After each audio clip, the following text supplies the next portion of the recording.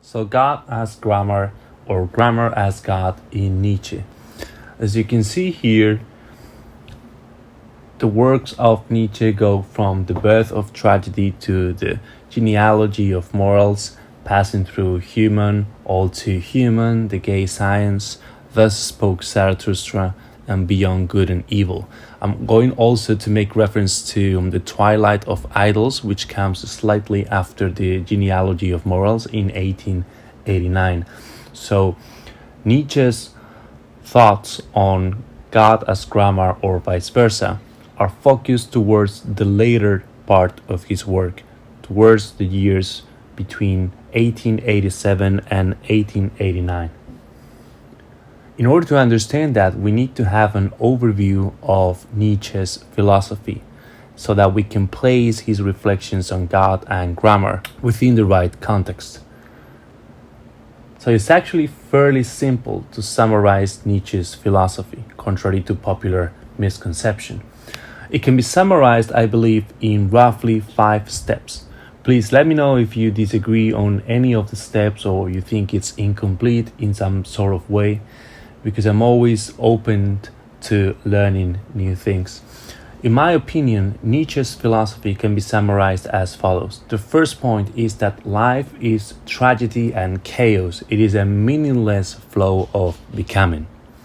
Now, in the face of this, Western history has been mostly cowardice.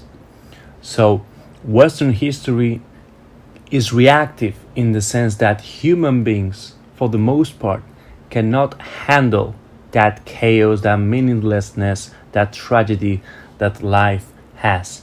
And so incapable of facing it, of looking into the eyes of that chaos, they resort to a number of coping mechanisms to try and give order to that chaos. And here come science, religion, and philosophy, which are just 3 attempts to order that chaos. But these are symptoms of the human inability to face the tragedy of life rather than solutions to it. Now, the third step is the metaphorical death of God, which means the understanding that there is no such thing as an absolute value and ontology that we can rely on in the face of the world's flow of becoming, the world's meaninglessness. Neither science nor religion or philosophy, for that matter, are going to exonerate us from having to face head-on the full meaninglessness of life. And this leads us to the fourth point, which is existential nihilism. The fact that, yes, life is meaningless, the world is forever flowing, but at the same time, now we're also aware of the fact that science, religion, and philosophy, none of them can actually solve that meaninglessness. That is the state of existential nihilism.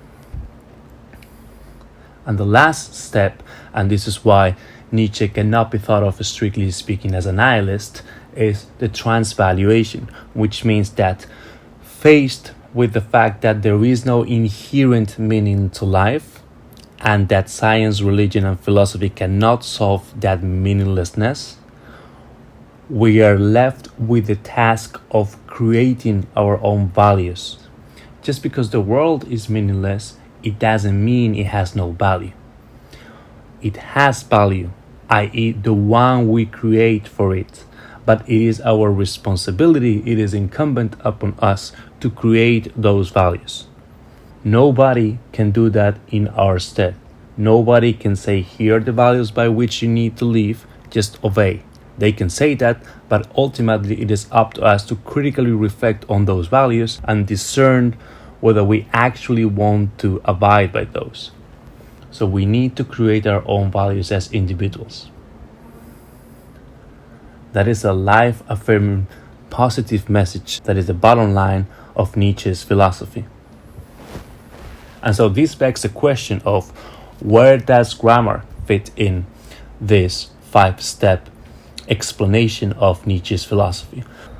Well, grammar, as far as I can tell, would be something along the lines of science, religion, or philosophy, but applied to language. And what I mean is this: life is chaos.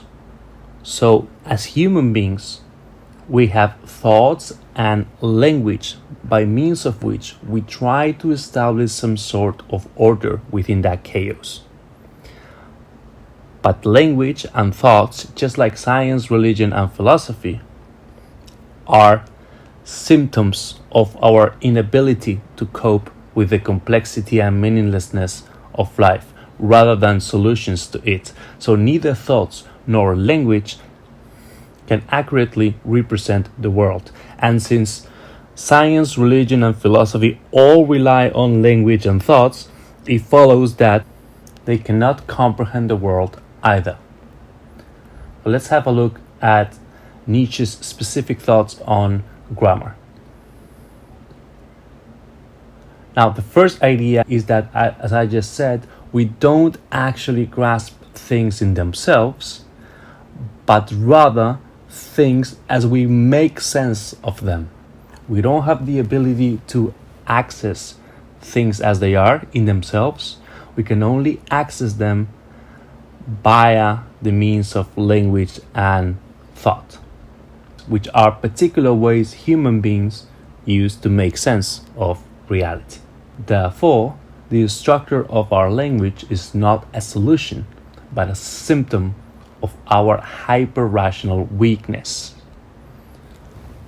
We might think that we as human beings are capable of comprehending everything under a philosophical system, for instance, as Socrates once thought, but that does not make us powerful. Rather, that makes us weak in that we are trying to hold on to an illusion, the illusion that we can actually comprehend the world as it is based on thoughts and language, which is not true.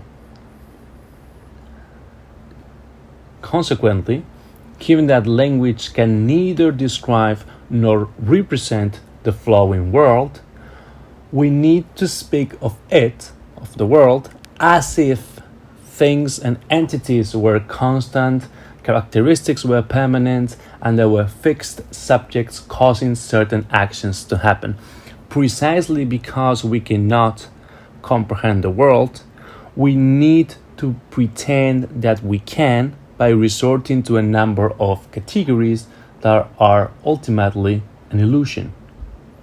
So the ideas of unity or substance or identity or duration, all of which are manifestations of the notion of being, make us feel as though we're actually comprehending the world, but all we're doing is just creating categories that are fictions and imposing those categories onto the outer reality.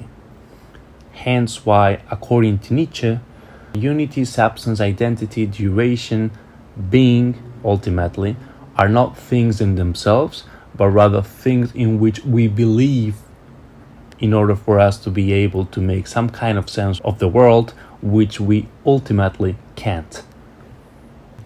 And he summarizes this thinking in the following quote from Genealogy of Morality. And just as the common people separates lightning from its flash and takes the latter, the flash, to be a deed, something performed by a subject, which is called lightning, popular morality separates strength from the manifestations of strength, as though there were an indifferent substratum behind the strong person which had the freedom to manifest its strength or not. But, Nietzsche says, there is no such substratum. There is no being behind the deed, its effect and what becomes of it. The doer is invented as an afterthought.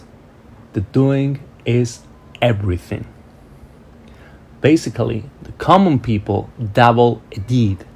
When they see lightning, they make a doing a deed out of it. They posit the same event first as cause and then as its effect. So there you go. We create these categories of cause and effect, of being and doing, of unity, substance, identity, duration, etc. And these grammatical fictions, rather than helping us come to terms with nature as it is, force us into misinterpreting the world out there. Because we process things in terms of cause and effect, we come to think that there is actually a cause and an effect by that cause. But the world does not operate like that. It is only our linguistic categories that lead us to believe that that is actually the case. And we have these linguistic categories in the first place because we're trying hard to make sense of the world. And we're trying so hard because it actually doesn't make any sense in itself. The world doesn't have any meaning other than the one that we are able to create for it as individuals. It follows from this that there is no being behind doing. All that there is are doings. And from those doings, we infer the existence of a being behind those doings that is the cause of those doings. But again, this misconception is the result, the end product of the structure of our language. It does not reflect reality in itself, to which we have no access qua human beings. Consequently, we will not get rid of God, Nietzsche says, until we stop believing in grammar. And that's the key term, believing in grammar. Because assuming that the structure of grammar reflects the structure of the world is a belief, is a superstition. It is not true.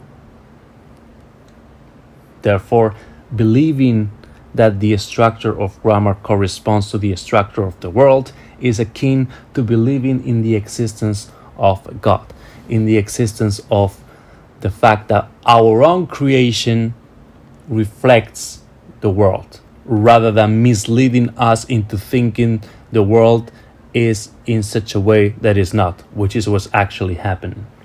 Hence, Nietzsche's quote in The Twilight of Idols, in specific reference to God as grammar or vice versa, where he says, Ich fürchte, wir werden Gott nicht los, weil wir noch an die Grammatik glauben. Or in English, I'm afraid we're not rid of God because we still have faith in grammar, or we still believe in grammar. As I said, it is a matter of superstition because there is nothing factual about the correspondence between grammar and the world. There is only inaccuracy that leads us to misinterpret the structure of grammar for the structure of reality. We need to be mindful of the gap between the structure of language on the one hand and that of reality on the other. Until then, it is as if we still worshipped a god, i.e. the god of grammar.